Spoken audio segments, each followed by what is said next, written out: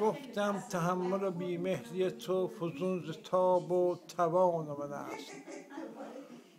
گفتا گناه ز دو چشم افسونگر و خمار من است.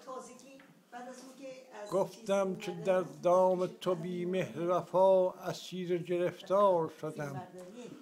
گفتا گناه ز دو ابروی چون کمان من است. من مشتاق دل دادم آنکه تا به توان میبرد افسون نگاه و دیده و تیر مژگان من است. که از حاله ما نشانه رفته دل داده را اسیر کند در دام به که تاب زلف پریشان من است. مرسی. حالا شما بکنید. من والا ما چیزی بلد نیستیم. شما بخونید. من برای کارولالا میخونم. این میگه زلفان من است، من زلفان نشون میدم. ماه و ستاره